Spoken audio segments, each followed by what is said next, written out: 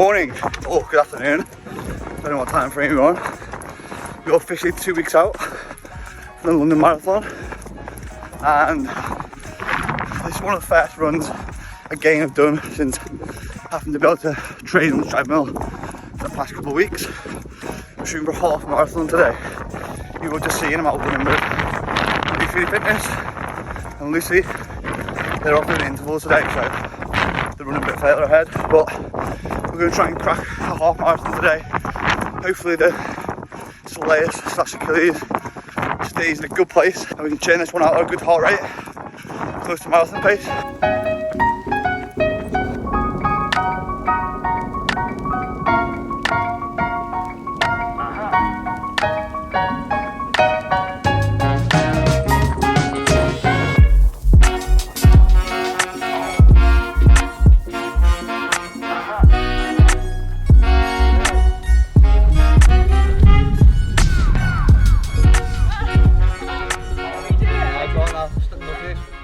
Shame on me on video. Yeah, but do you know what happened? I thought the camera was in the bush and I was like... Looking for it. I didn't talk about how I was feeling on that run then. I think I peaked on that run. Yeah? Do you know why? Because I think like I built my aerobic base to where it needs to be, and then the last 2 weeks for me have almost been taper because I've had like 10Ks and 12Ks. Yeah. With my taper weeks like that. So I've almost like got to being tapered, like now I'm in a good place. That without realising it, because psychologically like I'm fucked because I've not ran that far for ages. Yeah. But that whole time, the whole time that you were running, your form didn't sway whatsoever. Like you literally kept such steady. You actually look like a natural runner, which he shouldn't look like a natural runner. He's a tank. He's not meant to be a good runner, but he is. The good thing is I feel like I could do that again. My soleus started to get tight around like 20k, but it wasn't like in agony. Yeah. So I feel like good run. Smashed it. What you two were talking about, like something else though, about the different times we were running, like how it was good that we could all have different goals but run together. Basically, now what I was saying to Lucy is that even though all three of us are completely, well, not completely different, well, we've got different goals, we're at different fitness levels, and yet we've still managed to go on a run, all three of us, and it's benefited each one of us. Like for instance, when we set off, I set the pace because I was doing intervals, and so I didn't want to talk, didn't want the heart rate to spike because I wanted it to be, you know, my interval pace. Whereas once that was over, then Ben took over, we carried on at your pace, and so I feel like it's just really nice for us all to still be able to run together, but it benefits us. And appreciate when you want to be quiet, when I want to, and just appreciate each other's It's like a level of respect, isn't it? Yeah, for sure. I think I meant respect, not appreciate. Yeah, no, you actually said that. You've got very high like lactate fatigue, haven't you, through your legs? I don't think I've ever got to what I got to just then. I need to check the stats. That we were like, there was a serious pace going on. What we'll do is we'll pop all three of our Strava screenshots up on the screen. But I think that was also due to being fueled, as I was saying then in the run.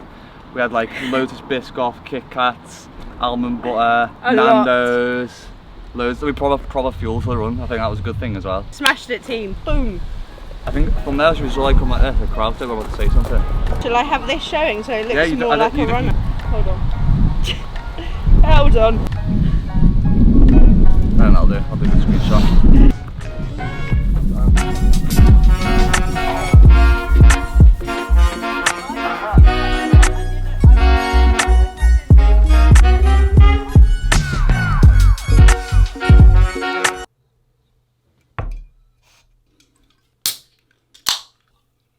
One of the big things that I really wanted to talk about this week was around body image, especially because I think it's something that a lot of people struggle with.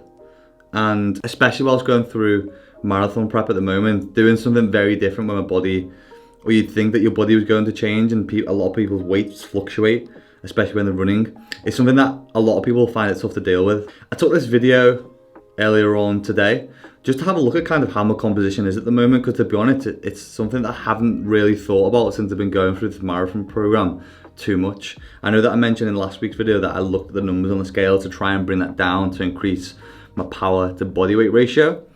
But I think comparing where I am now to where I was at the start of the marathon prep, the difference isn't huge in my opinion.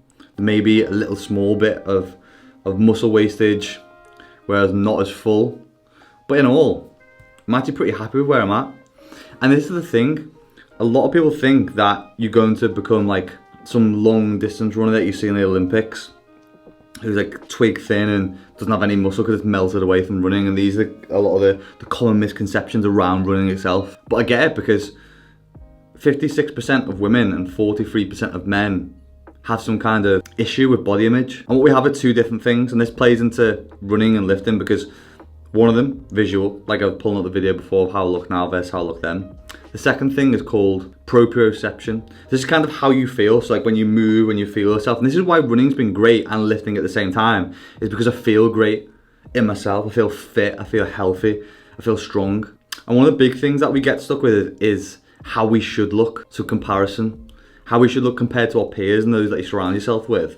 And this has been a big mindset shift for me, is that my body image has been way better. Probably because I'm not just looking at people on Instagram or bodybuilders and being surrounded by that side of the industry. I'm doing a lot more running and doing something which for me gives me purpose. This is what's also known as visual adaptation. So the people that you surround yourself with or not with is massively helpful. So if you're struggling with body image, or you're doing running and weight's fluctuating and you feel like you're losing weight, or you're putting on weight, which a lot of people do through doing marathons, by the way, because food consumption, just unfollow them, because essentially you'll just want to try and fit in with what you're seeing and conform. So yeah, body image, mine's in a way better place, surprisingly, through doing this marathon prep. I think it's because I've been doing a lot of lifting alongside it, being in the gym as well as running, and that's definitely helped to leave me in a better place, which is what I wanted. So if you're struggling through marathon prep, understand it's okay that weight fluctuates. Understand that it's okay that there's going to be temporary changes. Potentially not sometimes going to feel as full. Potentially sometimes going to be heavier. Potentially sometimes going to be flat. Potentially strength will decrease. Potentially you won't hold as much muscle mass all the way through. But that's okay, because fitness is a little bit like a dial, especially when we're looking at hybrid. We can turn it up sometimes when we want to build tissue. We can turn it the other way sometimes when we want to do more running. And our physique will just change that pattern. It's not fixed. It's not the end of the world. It's simply a change of goals.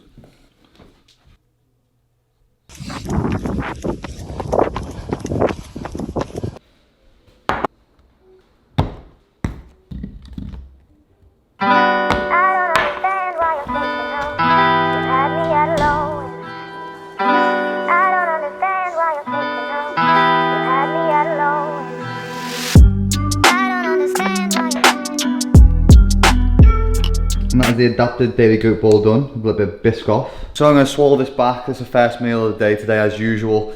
I know what you're thinking, how many times, Ben, can you make the daily goat bowl? Many more. I'm also carrying one of these around with me at the moment, the My Protein big, like in a litre or 2 litre jugs, because I just spat on the camera.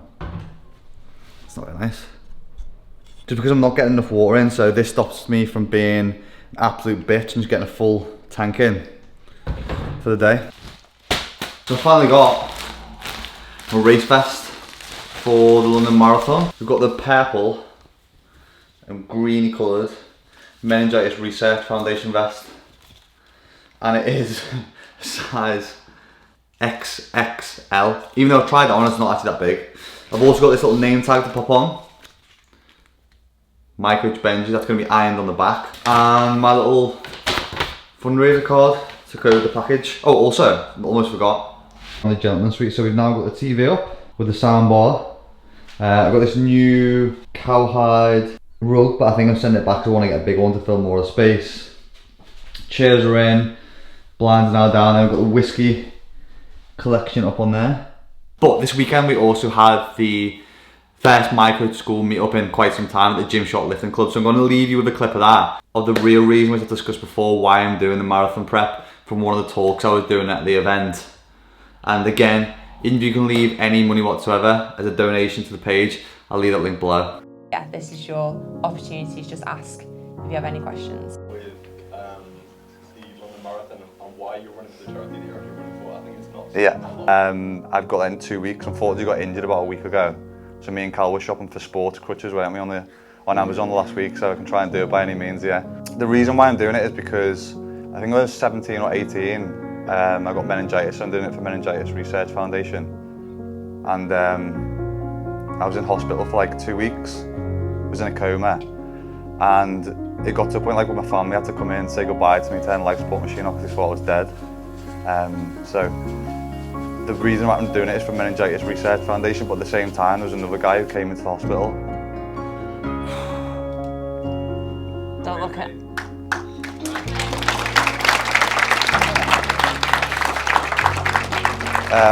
He was the same age as me, who died as well. And I spoke to Mike about this last week because I was trying to hunt him down and find his family because he passed away at the same time as me. So that's been one of the big motivations for me going through the runs, like when they've been physically really hard, or when I've been out of breath, or when I can't do something.